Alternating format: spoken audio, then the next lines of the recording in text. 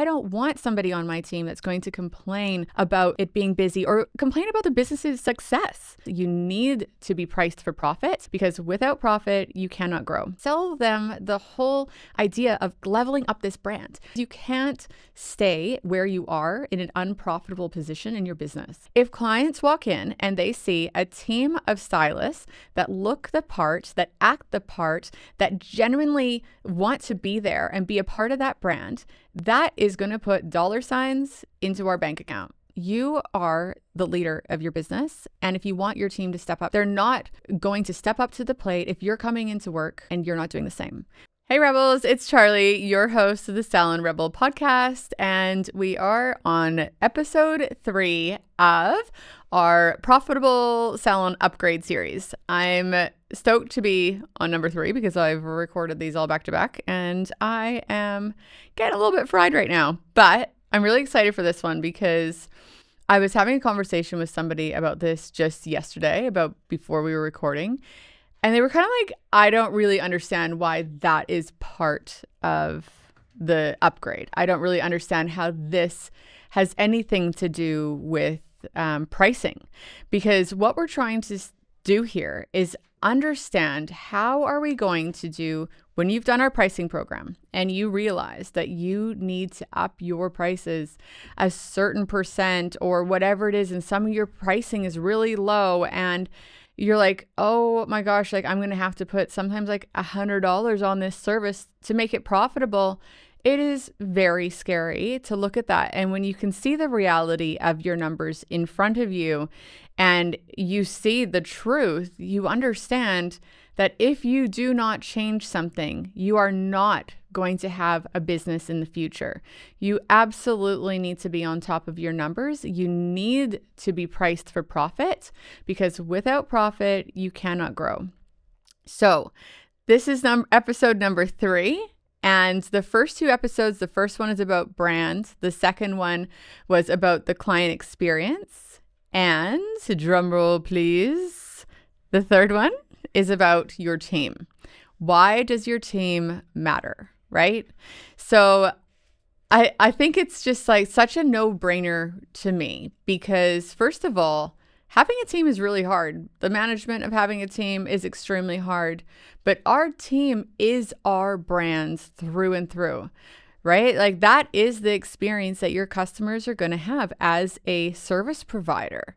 So it is extremely important that your team is part of that overview of your brand so that if you want to elevate your business, that your team needs to be elevated with that.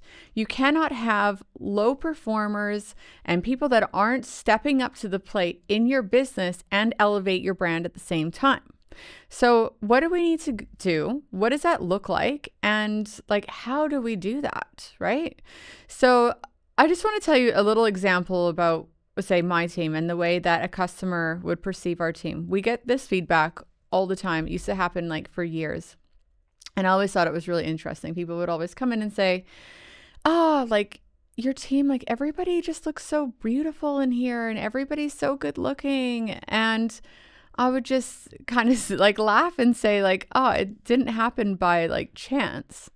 Like it was selection. It was me choosing people on my team and making sure that they understood what they needed to present like at work. I believe that everybody can look great and be beautiful at work. It's just who actually cares to put in the effort. If I have a team with some people that are, you know, their hygiene is low, their ability to dress themselves, the care that they put into themselves before they come to work, that is going to lower the representation of my brand and the perceived value from the clients.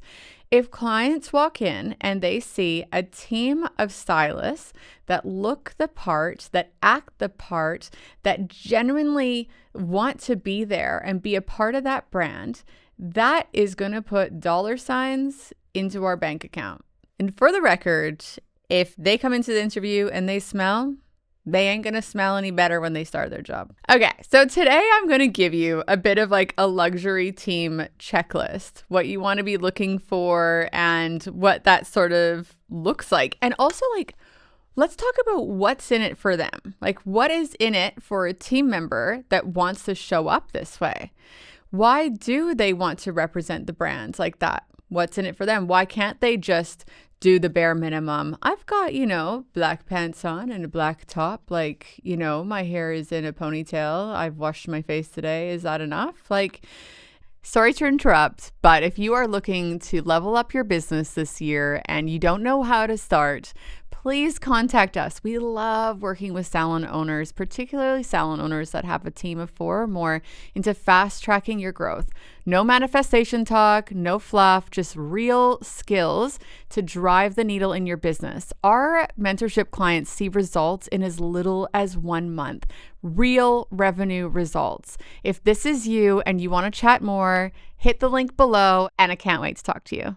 If that's what your brand is, then that's fine. But if you want to have an elevated experience, especially if you're like in hair, in the hair industry, like we're in fashion, like people come to us because they're like, what's in right now? Skincare, you want a really nice, clean, hygienic experience, right? From your therapist. I'm not looking at them so much as to like, having like a full massive blowout and, trendy clothes and everything like that. Just think about what you want the experience to be and feel like. Do you want it to feel safe and calm and gentle or whatever? That's kind of not what a salon vibe usually is. People are more like, I want to look like I'm going out for lunch. I want like a bit of a vibe. Like, and in some salons, sure, you might have like a more relaxed experience, but it's the perceived value is like, does this person look like they know how to take care of themselves? If they can't take care of themselves, how are they going to take care of me? Right? So, what's in it for them? As a team member, I'll tell you that if you are working somewhere and you are a part of that brand and you are living up to that brand, you are going to have so much more of a sense of ownership in the business. You are going to feel pride. I said all weird. You're going to feel really proud of where you work because you feel good working there. You feel like you are good enough to be working there, right? If you have a job somewhere and the place looks immaculate and beautiful and everybody around you is dressed nicely and their hair is nice and you're coming to work in the clothes that you went out to the club with last night with your greasy ass hair and you're half like your eyelashes are like falling off your face and stuff, like, do you feel like good enough to be there? Probably not. You probably might be having, some other issues, but like, let's be honest, like you're only going to feel as good as you look that day. So presentation is so important and the way that you get to show up at work and how you feel about that. But besides being like proud to be there, it's also a massive financial opportunity for you to be a part of a brand that is profitable, that has a great elevated brand, that is premium, that we can charge correctly. You get to have the opportunity into, creating your own financial wealth and being a part of that. If you want to work somewhere that is not doing those things and not hitting those marks and not giving the client experience and not building a beautiful luxury brand, you are not going to be making very good money because the salon is merely not going to be able to pay you enough. And if they are overpaying you, they aren't going to be around forever, regardless. So the opportunities that come from getting your brand on board is like, what's in it for them? You're going to be able to create opportunities for them. So by having profit in the business, we're going to be able to, go on the Sydney Hair Festival or whatever is on that your team wants to go to. You're going to be able to run a cool competition and add them, you're going to be able to run a cool competition and be able to afford to do something amazing that people look at and go like, I want to work there.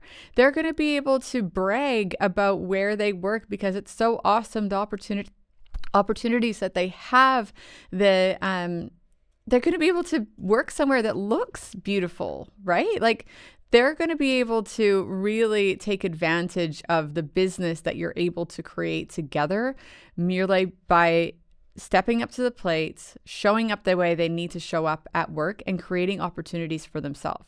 So it's really not just about like the client. It's like it works both ways. You've got this team that's really happy to be there. They feel fulfilled. They feel like they've got this amazing job, this amazing career that pays really well, that has these opportunities. And in response to that, a client walks in and they feel it. People are happy to be here. People want to be here. People are not complaining about their backs hurt. People are not complaining because they worked for the last 3 days. People are not complaining because something is going wrong in the salon. People are excited that it's busy, and it is absolutely the worst. I'm sure we've all had it when you've had people on your team that complain about it being busy. It's just always busy. I used to have this hairdresser work for me, and the last Saturday she worked, I'll never forget it. She's like, "Hey Rebels, are you sick and tired of going back and forth on whether your incentives are good, whether your pricing is right, and how the hell you're going to get your team to actually get things done consistently?" This is exactly why we have the tools available that we do on the Biz Tool Boutique. They're the tools that I use in my business every day, and they're the ones that have helped me be able to delegate and scale my brand. You can literally pick and choose what you want to use, whether it's pricing, our profit share system, our front desk manager, which will help manage your team. Like, there are so many things that you can use in your business that are going to help you right away. They are not long-winded courses. They are short plug-and-play systems that you're going to be able to use and implement in your own business straight away. If you're not sure if it's for you, send me a DM, click the link in the show notes below, and we'll be happy to help you out. She's like, it's just, she didn't even work very much. And she's like, it's just always so busy in here. Like, Saturdays are always so busy. And I was like, honey, I've been in this industry for over 20 years. It's always busy on a Saturday. It ain't going away. It's a sign of good business. Get used to it. And then she quit. And I was like, sweet. Because honestly, I don't need that kind of energy dragging my team down, right? I don't want somebody on my team that's going to complain about like it being busy or complain about the business's success. I've now turned my team around to having a team full of people that sit down and brag about how much revenue they did today and how great they've had ahead of a week and all the achievements that they've done, how they've turned 3 clients into extension clients, and how excited their clients were and how they rebooked for the next 3 appointments up until Christmas. Like, I want that kind of energy in my business, right? So you really want to really embody that culture in your business. Like, why is that so important? What does it do for the team? And when people are like that, it makes everybody feel good. When you work with a bunch of motivated people that are excited to be there, that becomes the culture, right? So really just understanding what's in it for them, sitting down with your team, have a team meeting, like, we're going to lift this brand. We're going to do some things with the way that it looks digitally. We're going to do some things that how it looks when you walk in here, make a few changes, lift it up. We need to be able to charge more. By charging more, tell your clients what it'll change for them. By charging more, we aren't going to get the same riffraff in here that we have, because we're going to offer a more premium service and we're going to attract a more premium clientele. So what is in it for them for these changes? Yes, some people are going to complain, but that isn't our target client. Do we want those kind of clients? No, we want clients that appreciate how hard we worked, right? How much effort we put into our job. We want people that love us and that we can basically love them back. And that is what we're going to build as a brand together. Get them on board with this change. It is so important to bring your team on board when you're trying to make changes. Like, you can't just go and change everything about your brand and then be like, oh, I didn't know we had a new website. Like, I didn't know that like we were going to be doing this. Like, make them a part of it. This is why right now we're doing a reno in the Velvet Lounge. We're changing it to We're like halfway through it. We're changing it. We went to go to the vinyl lounge. Now it's the vintage lounge. And we're doing a team shoot at the end of it. Because I want the team to be excited about the changes that we have. Like, I want them to feel like it's their salon too, right? It's their jobs. It's where they spend so much of their time. I want them to be excited to come to work. Bring them in on all of that. Because it's like when somebody goes for an interview at a new place, right? And I always say, like, it's not just about the wage that you're making. It's about the opportunity and the lifestyle that you are giving to them. Like, what does their day look like to go to work? Sure, you might be able to get a couple more dollars an hour at this salon down the road that obviously doesn't know how to run a profitable business. That's why they don't make any changes to their business. It's why there's no opportunities there. But yeah, they might pay a couple dollars extra an hour because that's where all of their money is going to. But have you seen that business do anything admirable in the last 5 years? Right? Sure, you might be able to do that. However, part of your pay package should sound like to you to like, what does it feel like to come to work? What does it feel like to have these opportunities? How much education am I going to get here? Like, do we do team events? Do we do these things? Those are all part of the package of the job that they're taking, right? And none of those things happen without having profit in the business that you can reinvest back. Otherwise, what happens is you end up running with no margin and no opportunities because the business simply cannot afford it. There's hardly enough money to pay the wages and the baths and the everything that you need to pay as is. And so there's no money left. The only way you're going to get that is to be able to elevate the brand and be able to elevate the service and be able to elevate that client experience, right? So that you can offer all those things. So plan a team meeting. Have a meeting with your team and talk about like, how can you elevate the team? What needs to happen?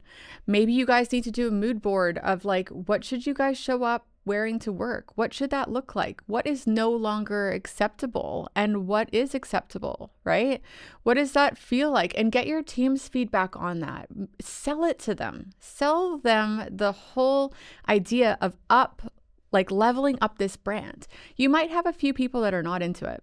And that's okay, because you can't stay where you are in an unprofitable position in your business. You will end up going broke and you won't have the salon.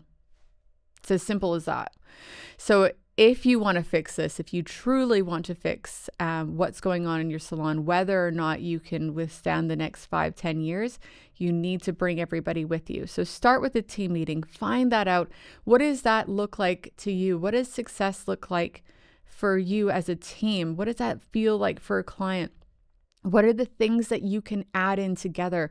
What are some of the standards that you guys are going to set? For example, if somebody is sitting there with color on the side of their face and somebody walks by and sees them, whose responsibility is to make sure that that client is having a good experience? Is it the stylist or is it the whole team?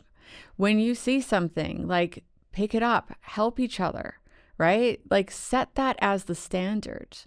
And you're going to have, when you lift that and people feel like they're working somewhere that has impact and they feel good and they're growing somewhere, it changes everything in comparison to a business that is at a standstill, is not adapting, is not growing, that doesn't have opportunities.